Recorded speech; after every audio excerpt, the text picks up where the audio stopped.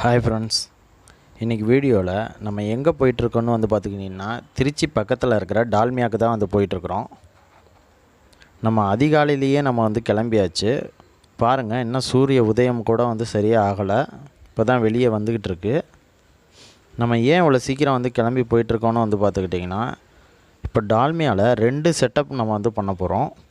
அதாவது ஒரே வீட்டில் 2 சிஸ்டமும் ஒரே பேனலில் வேலை செய்கிற மாதிரி சோலார் பம்பும் வீட்டுக்கு தேவையான லைட்டு மற்றும் ஃபேனு ஒரே சிஸ்டத்தில் வேலை செய்கிற மாதிரி நம்ம பண்ண போகிறோம். நம்ம இப்போது கஸ்டமரோட வீட்டை ரீச் ஆகியாச்சு. இப்போ ஃபஸ்ட்டு நம்ம பம்ப் இன்ஸ்டாலேஷனை பண்ணி முடிச்சிடலான்னு முடிவு பண்ணியிருக்கோம். இப்போ கஸ்டமருக்கு தரப்போகிற பம்ப்பு பார்த்துக்கிட்டிங்கன்னா ப்ரஷ்டு டிசி மோட்ரு. இந்த பம்ப்பு பார்த்துக்கிட்டிங்கன்னா 162 ஃபீட்டு வரைக்கும் தள்ளும். கஸ்டமரோட வீட்டில் போர் பார்த்துக்கிட்டிங்கன்னா 200 அடி போட்டிருக்குறாங்க. நம்ம 150 அடியில் இந்த பம்பை நிறுத்த போகிறோம். பம்பில் பார்த்துக்கிட்டிங்கன்னா ஒரு சைடு ஹெச்டிபி ஓஸை நம்ம இன்சர்ட் பண்ணியாச்சு காலர் மூலமாக. அதை ஒரு வாளியில் தண்ணியை நொப்பி ஃபஸ்ட்டு ட்ரையல் பார்க்குறோம், பம்பு சரியாக வேலை செய்தான்ட்டு. இப்போ இந்த வீடியோ எடுத்துக்கிட்டு இருக்கிற டைம் பார்த்துக்கிட்டிங்கன்னா காலையில் ஒரு 8:45 9 மணி தான் இருக்கும். பாருங்கள், சோலார் பேனலை கீழே வச்சு நம்ம கனெக்ஷன் போட்டு செக் பண்ணுறோம். அந்த 150 அடி பைப்லையும் தண்ணி ப்ரெஷரில் தள்ளி வர்றதுக்கு கொஞ்சம் டைம் எடுத்துக்கிச்சு. இப்போ பார்த்துக்கிட்டிங்கன்னா அவுட்புட்டில் தண்ணி வருது.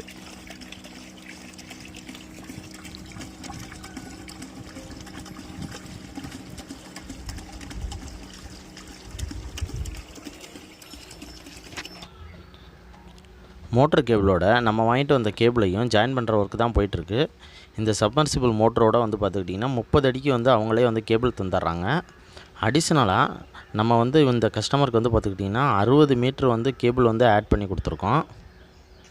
ஏன்னா போர் கூலர் இறக்கிட்டு இப்போ நம்ம உட்காந்துருக்கிற வீடு வரைக்கும் கேபிள் வரணும். அதுக்காக எக்ஸ்ட்ராவே ஒயர் போட்டு கொடுத்துருக்கோம்.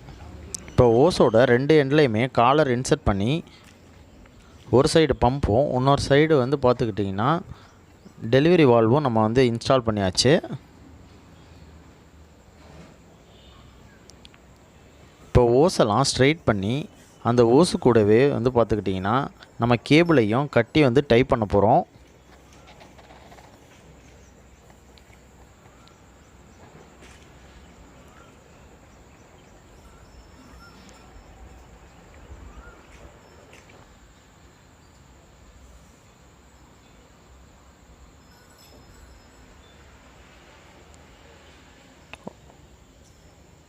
ஓரளவுக்கு பார்த்துக்கிட்டிங்கன்னா பம்போட எல்லா வேலையும் முடிஞ்சிருச்சு.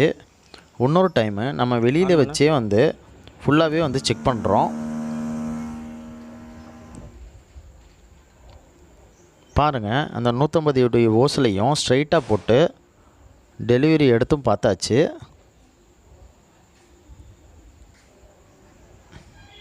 இப்போ பம்பை போர்வெல்குள்ளார நம்ம இறக்கிட்டு இருக்கோம். இப்போ போர்வெல்குள்ளார கிட்டத்தட்ட 90 அடியிலேருந்து 100 அடி வரைக்கும் நம்ம உள்ளே இன்சர்ட் பண்ணியாச்சு. இன்சர்ட் பண்ணதுக்கப்புறம் நம்ம ஒரு டைம் தண்ணி எடுத்து பார்க்குறோம்.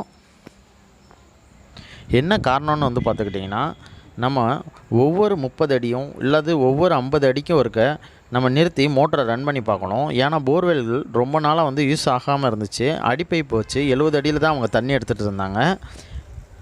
அதனால் நம்ம உள்ளே என்ன இருக்குதுன்னு நமக்கு தெரியாது. அந்த காரணத்துக்காக நம்ம ஒவ்வொரு 50 அடிக்கிட்டையும் மோட்டரை ரன் பண்ணி பார்த்தாச்சு. இப்போ மோட்ரு இருக்கிற இடம் பார்த்துக்கிட்டிங்கன்னா 90 அடியிலேருந்து 100 அடிக்கு பக்கமாக இருக்குது. காலையில் 9:30க்கு எவ்வளோ ப்ரெஷராக தண்ணி தள்ளுதுன்னு பாருங்கள்.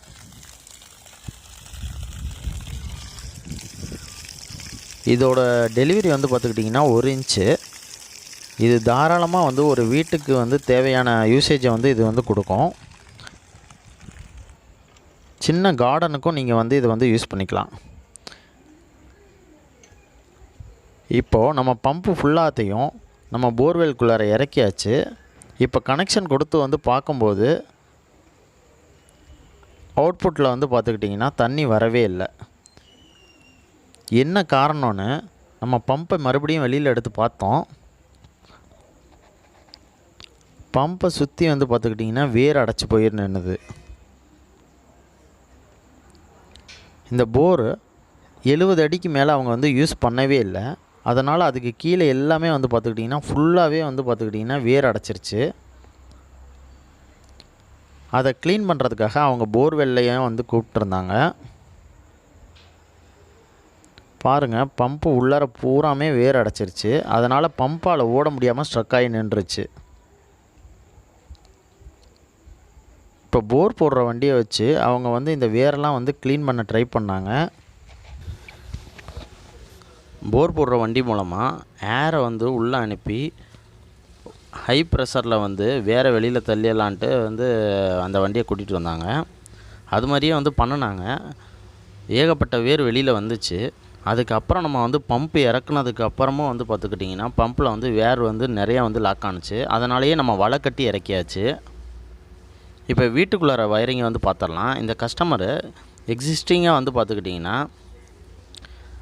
அம்மா வீட்டில் வந்து வந்து சோலார் சிஸ்டம் வந்து யூஸ் பண்ணிக்கிட்டு இருக்காங்க. அது நல்லாவே வேலை செஞ்சிச்சு. இப்போ அடிஷ்னலாக இன்னும் கொஞ்சம் பேக்கப் வரணுங்கிறதுக்காக ஒரு 150 AH சோலார் பேட்டரியும் நம்ம இப்போ இந்த பம்புக்காக கொடுத்தா 335 வாட்ஸ் சோலார் பிளேட்டையும் வந்து வச்சு கனெக்ட் பண்ணி தரப்போகிறோம். இப்போ இந்த வீட்டில் ஆல்ரெடி 5 லைட் வந்து நல்லாவே வேலை செஞ்சுக்கிட்டு இருந்தது. இப்போ அடிஷ்னலாக ஒரு சீலிங் ஃபேன் வந்து நம்ம டிசியில் வந்து போட்டு தரப்போகிறோம். அதுக்காக தான் இந்த பேட்டரியை வந்து நம்ம வந்து போட்டு தரோம். இந்த பேட்ரி வந்து பார்த்துக்கிட்டிங்கன்னா ஈஸ்ட்மேன் பிராண்ட்லேருந்து வர்றது. 150 AH C20 tall tubular battery for solar யூஸ்னு மென்ஷன் பண்ணியிருக்காங்க. இதோட வாரண்ட்டி வந்து பார்த்துக்கிட்டிங்கன்னா 60 மந்த்து. இந்த ஹாலில் தான் நம்ம வந்து சீலிங் ஃபேன் போட்டிருக்கிறோம். இது ஃபேன் வந்து பார்த்துக்கிட்டிங்கன்னா ஃபுல்லாகவே வந்து ரிமோட் கண்ட்ரோல்டு சீலிங் ஃபேன் தான். எக்ஸிஸ்டிங்காக கஸ்டமர் வச்சுருக்கிற பேட்டரி வந்து பார்த்துக்கிட்டிங்கன்னா 30 AH வந்து பேட்டரி வச்சுருக்குறாங்க. அதில் வந்து பார்த்துக்கிட்டிங்கன்னா ஆட்டோமொபைல் பேட்டரி தான் இருக்குது. மேலே வந்து பார்த்துக்கிட்டிங்கன்னா ஒரு 50 வாட்ஸ் சோலார் பிளேட்டு வந்து போட்டு கொடுத்துருக்காங்க. இப்போ இந்த இடத்துல தான் கஸ்டமரோட 335 வாட்ஸ் சோலார் பிளேட்டை வந்து நம்ம வந்து ஃபிக்ஸ் பண்ண போகிறோம். வெயில் வந்து பார்த்துக்கிட்டிங்கன்னா போயிட்டு வருது.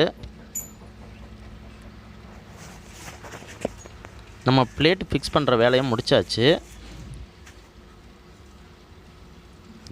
இந்த ஸ்ட்ரக்சர் வந்து பார்த்துக்கிட்டிங்கன்னா பக்கத்தில் இருக்கிற வெல்டிங் ஷாப்லேயே நம்ம ரெடி பண்ணோம். அதுக்காக தான் கொஞ்சம் டிலே ஆயிடுச்சு. ஃபுல்லாகவே வந்து ஒரு 3 மணி நேரத்துக்கு பக்கமாக ஆக்கிட்டாங்க அவங்க வேலை இருந்தனால.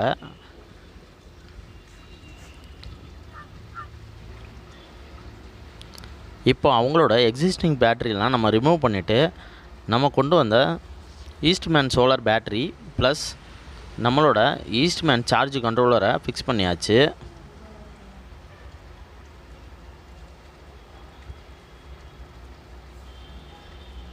இப்போ ஈவினிங் 5 மணிக்கு மேலே ஆயிடுச்சு. சார்ஜிங் ஆன்ட்டு சொல்லிட்டு வந்துருச்சு.